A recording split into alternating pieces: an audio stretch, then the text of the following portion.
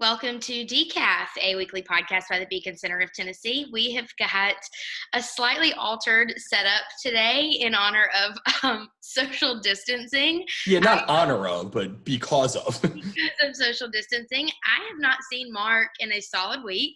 I wasn't in the office last Friday, and I have had a slight cough, so I've been very socially distant all week this week. Haven't left my house, going a little crazy, but cheers to remote work. That's right. And this is my coworker Sloan with me. She has been here all day to help me out, so she's done a great job. I think she's actually sleeping right now, it looks like. But Sloan is very happy that her dad is home. She's not happy about everything else going on in the world, but she's happy that Mark is home. I'm going to put her down here. Got everyone. So let's get started. There's kind of a lot to talk about. We're going to dedicate this episode to coronavirus and everyone who's helping first responders, specifically the doctors and the nurses that are out there helping people get over this. It's turned into a real thing. But what I love the most is how our team is viewing this. So yeah, Mark, if you want to go, jump in. Yeah, I feel like we hear enough about all the scientists and the doctors and the people like that who are obviously doing everything they can to take care of it. Obviously, that's not what our role would be in this thing. We're not scientists or doctors, despite what many people on social media think of themselves. They are not either. But what we're here to kind of, when this crisis is happening, we want to make sure the government is not completely overreaching, because again, that's something you can't come back from. We need to make sure that we're taking care of this crisis. And I know there's going to be probably more government involvement than we feel comfortable with, but of course there's a middle ground. But when the government's going too far, this is the kind of time where we can't come back from some of these things if we end up going really far. So that's why Beacon is here, to make sure that we're taking responsible action, but to also hold our government accountable to make sure they're not completely overreaching to a point we can't come back from. Exactly. And I think, one of the things that I've really enjoyed seeing is groups like ours stepping up and saying, hey, we have all of these regulations in place about doctors not being able to work across state lines and all of these red tape things that these new innovations have to go through in order to make it onto the market. And the government, so far so good, has been rolling back a lot of these things. And I think it's cool to see that, and to see that maybe some of these regulations aren't necessary. And once this is all said and done and all in the past, we can say, well, if we can roll it back for a time, why can't we roll it back forever? I mean, I don't know. Am I overstepping, Mark?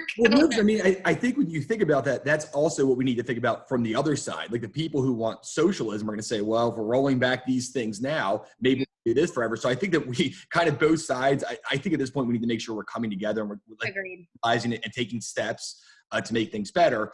But of course, it's important when we get rid of some of these rules to say, well, why can't restaurants deliver alcohol?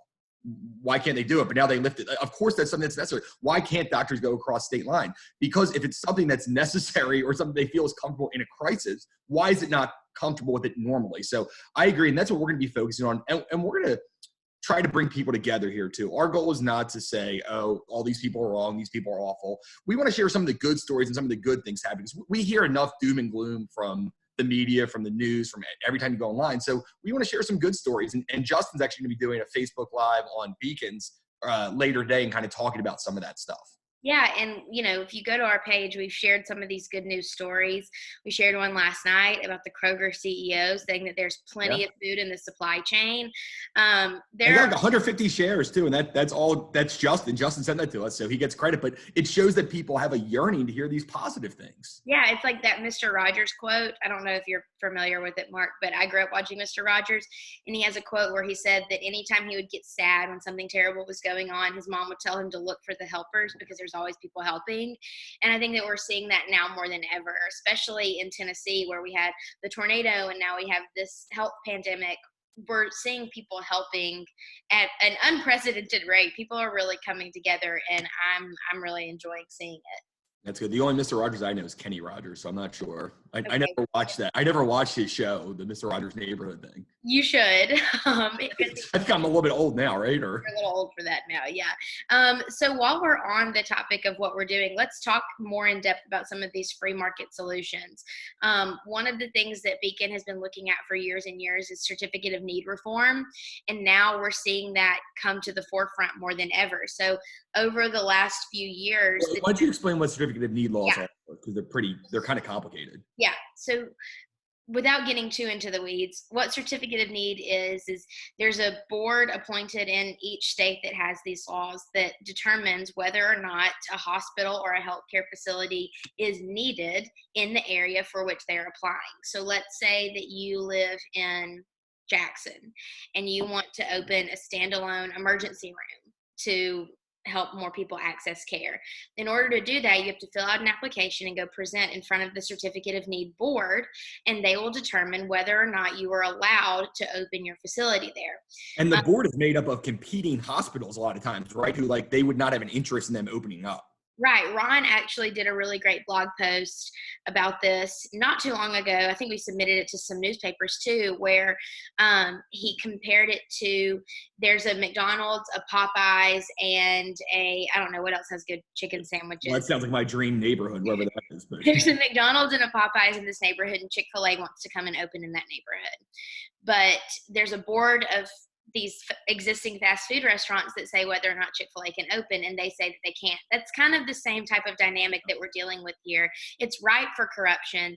And as a matter of fact, in Alabama, where I grew up, there was rampant corruption on the board. And so we're looking at these things and saying, how can we make government more accountable to the people, and how can we get government out of people's way? And one of our senior fellows actually went through some CON data and found that over the last few years, the Tennessee CON board had rejected a handful of standalone emergency rooms that could be useful during a time of crisis. Absolutely. And it's not like we're just trying to push these like libertarian values out. It's like this would actually potentially save lives. I mean, I don't think this is a right-left issue at this point. I think most people like it might be like a hospital. They don't want other people to compete, but everyone who sees like, of course, we need more beds. That was the whole reason that one of the reasons that people died in Italy is because they didn't have enough beds. They didn't have enough service. So like having the idea that any hospital should be able to get as many beds, as long as they're going to pay for it, they should be able to get as much as they need to save people's lives. And it's insane that other hospitals get to determine whether or not they open up, how many beds they can have, how many different machines they can have. Like that doesn't make sense. And obviously it's been kind of lifted in this time in some ways. Yeah. We always say that the federal government doesn't do much right, but they started the CON laws a long time ago, and then they scrapped them completely. So only several states have hung on to these laws, and we want Tennessee to be the next one to eliminate them. I mean, that would be amazing. And I think that now, at a time when healthcare and the need and the strain that's been posed on our system is in such a spotlight, now is as good a time as any. Yeah, and I mean, we're a conservative state, right? This should not be that hard. We generally like, oh, we want less government, especially when it comes to saving people's lives. You would assume you want less government. So it shouldn't really be as heavy as a push as. And we did pass some reform Beacon impacted a couple of years ago, but I think there's a lot more to do. But that is one of the things. And then we talk about other things that are not necessarily right or left, but it's like, why can a restaurant with beer and food not deliver beer and food to somebody? They can only deliver food and not beer. You need like a special license and everything. Like you see all these states kind of saying, well, we don't want people to go out and we know people are going to drink, so let's just let them deliver it there. And like those are the types of laws that should never go back in the book. Why should we not be able to go on Uber Eats and get beer? I agree. I mean, I totally agree. Even if they could put something in place where the Uber Eats driver checks your ID at the door. I don't know. There are plenty of things that you can do. You can scan your ID. If you have to scan your ID on the app, that's fine. Like, so they know exactly what your driver's license look like. Like you do with the scooters. You have to scan your ID when you rent a scooter. Okay, I like that's a good Mark. That was a really good idea. Look at. I think somebody else has probably figured that out before me. Look at Sloan in the back. Hey, Sloan, what are you doing?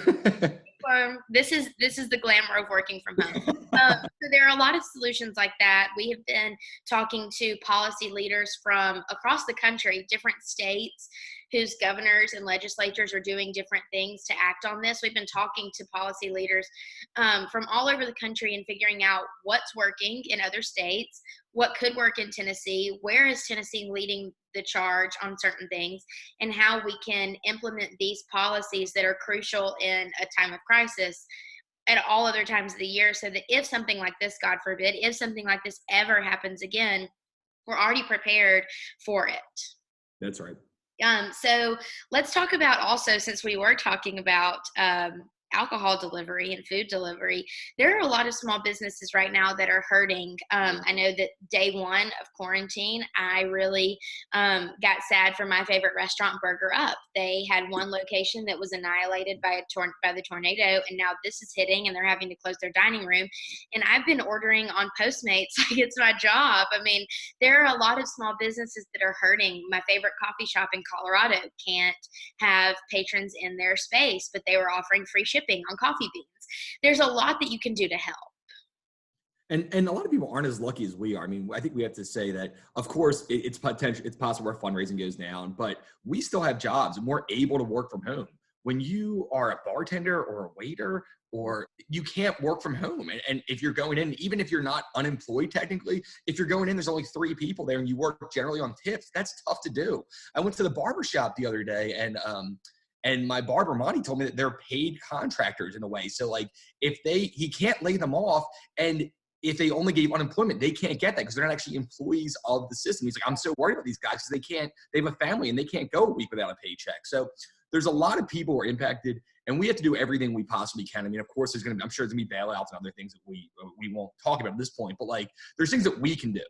And like you said, we can order from Postmates. You can order from local places. You should give the drivers big tips. And it just like people who are lucky like us should try to do our best to give back and say, oh, you know what, I do have food here, but it would make, if I can order from my local Mexican place, and then you're giving them money, you're giving the cooks money, you're giving the delivery driver from Uber Eats money. So you're kind of putting money in and kind of helping the people who have been more affected than we have. A lot of restaurants are also doing curbside pickup. So all you do is drive up, open the window, and they hand you the food that you've ordered.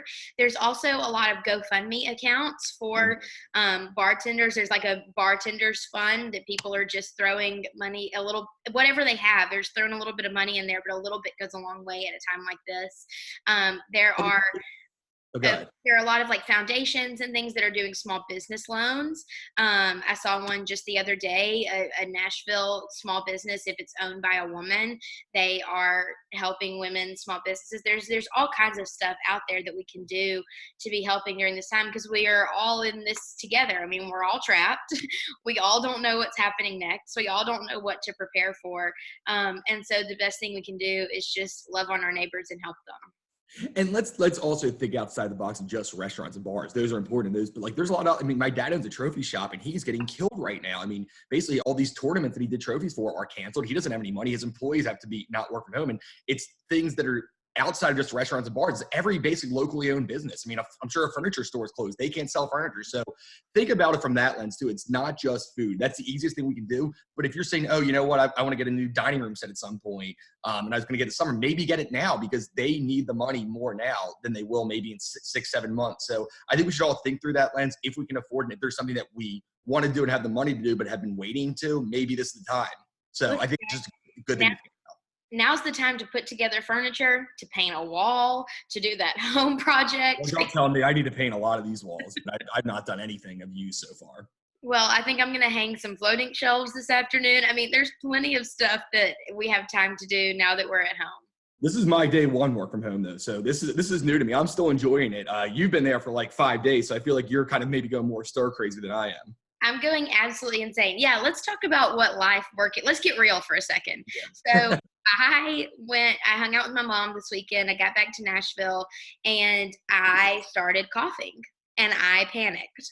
And so I just told everyone that I was not coming in the office because I didn't know what was wrong with me. And I've been working from home. I have left my house for 5 minutes. I went to pick up a prescription from Walgreens and I came home. Guys, I don't live in a big house. It's not big. It's really not big. I have a lot more room here. I have roommates, but I have a lot more room. Mark has a big house. I don't have a big house. There's not that much to do here.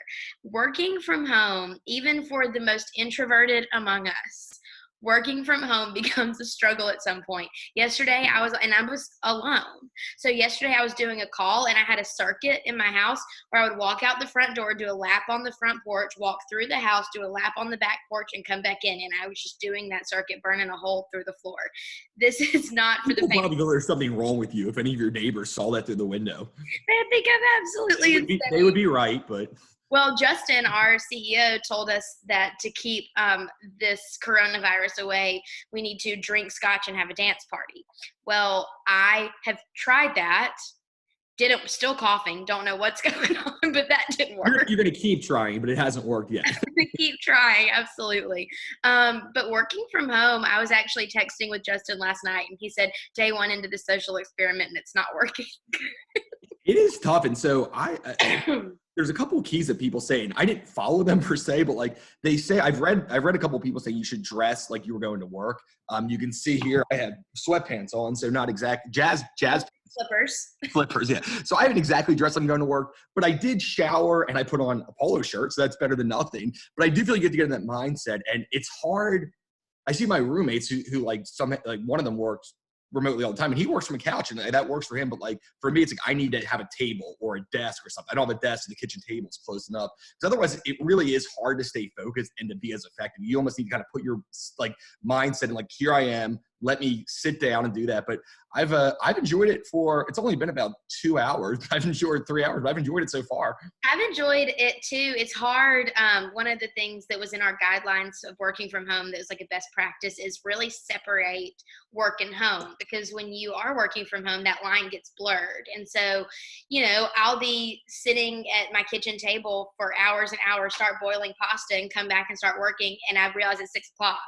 And I've just kept doing things, even though it's way past the time that I would have gone home. And so I think that's a really good practice, is to really be sure about, okay, this is the time that I would leave work every day.